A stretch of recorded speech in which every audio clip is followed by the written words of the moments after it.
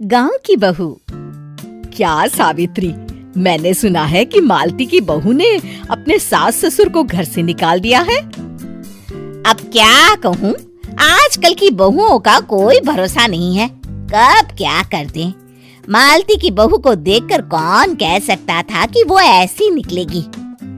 तू सही कहती है, आजकल की बहुओं को देख मुझे तो बड़ा डर लगता है। कहीं मेरी बहू भी ऐसी निकल गई तो। नहीं, मैं तो गांव की सीधी सादी लड़की से अपने बेटे की शादी करवाऊंगी। इस तरह एक दिन गायत्री अपने बेटे की शादी गांव में रहने वाली मीना नाम की लड़की से करवा देती है। ये लीजिए माँ जी, आपके लिए गर्मा गर्म नाश्ता और चाय। अरे वाह बहू, सच कह रही हूँ, जब से तू इस घर में आई है मुझे तो बड़ा आराम है। तेरे जैसी बहू तो किस्मत वालों को मिलती है। का माँ जी, अब इतनी भी तारीफ मत करिए ना। धीरे धीरे मीना गायत्री की चहेती बन जाती है और मीना भी गायत्री को कभी शिकायत का मौका नहीं देती थी। फिर एक दिन, ये ले बहू, आज मैं बाजार से तेरे लिए साड़ी लाई हूँ। साड़ी देखते ही मीना का मुंह लटक जाता है। का माँ जी, ये भी कोई साड़ी है? ना, मुझे तो बिल्कुल पसंद नहीं आई। अरे लाना ही था तो कोई अच्छी महंगी वाली साड़ी ले आती मेरे लिए। आप तो ये सस्ती साड़ी उठा लाई। मुझे नहीं ना चाहिए आपकी ये साड़ी, आप ही पहनिए इसे।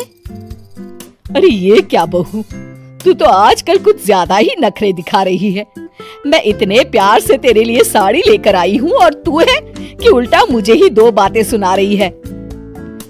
अरे माँ जी, आप अपने लिए तो बड़ी डिजाइनदार और महंगी महंगी साड़ियाँ खरीदती हैं और मेरे लिए ये सस्ती साड़ी ले आई।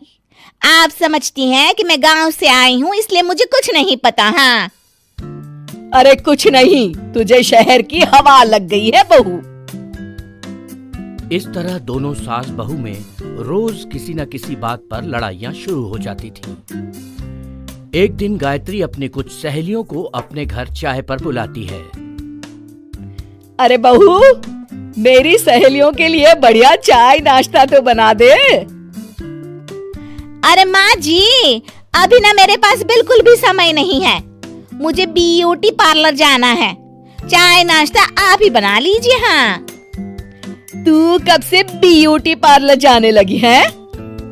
शहर आए 2 दिन नहीं हुए और देखो महारानी के नखरे शुरू हो गए। बस भी करिए माँ जी, आपसे बहस करने के लिए मेरे पास ना बिल्कुल टाइम नहीं है। आपका क्या है, आप समझती हैं कि मैं गांव से आई हूँ तो मुझे कुछ नहीं आता और आप जो रोज रोज मुझसे मेहमान नवाजी करवाती रहती हैं नौकरानी की तरह।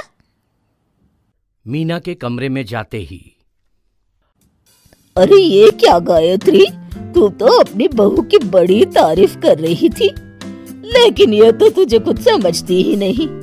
भाई मुझे तो लग रहा था कि तेरी बहू गांव की है तो सीधी सादी होगी, लेकिन इसने तो शहरी बहुओं को भी मात कर दिया।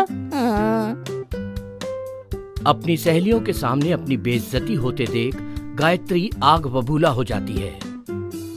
अरे क्या शहर और क्या गांव, मेरी तो किस्मत ही फूटी थी जो मैं इसे बहू बना के ले आई। भगवान जाने आगे और क्या क्या करेगी। अब तो मुझे कुछ ठीक नहीं लगता। तू जरा संभल के रहना, कहीं मालती की तरह तेरा भी हाल बेहाल ना हो जाए। अच्छा, अब हम चलते हैं। अपनी सहेली की बातें सुनकर गायत्री थोड़ी घबरा जाती है।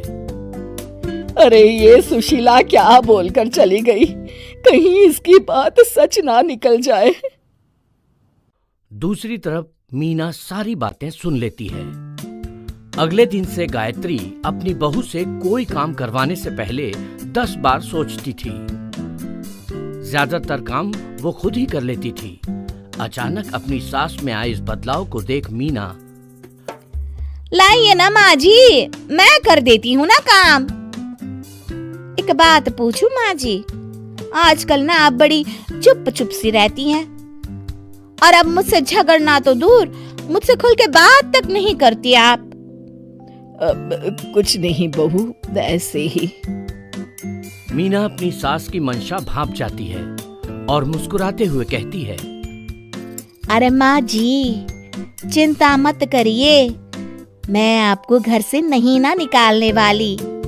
ये डर आप अपने मन से निकाल दीजिए। अरे छोटे मोटे झगड़े तो हर घर में होते रहते हैं, चाहे कुछ भी हो जाए, आप मेरी सासू माँ हो। मैं तो जिंदगी भर आपकी सेवा करूंगी माँ जी। अपनी बहू की बातें सुन गायत्री को एक प्रकार का संतोष होता है और उसकी सारी चिंताएं दूर हो जाती है। गायत्री अपनी बहू को गले लगा लेती है। मुझे माफ कर दे बहू, मैं तुझे गलत समझ बैठी थी। कोई बात नहीं माँ जी, ये ना घर घर की कहानी है। हाँ।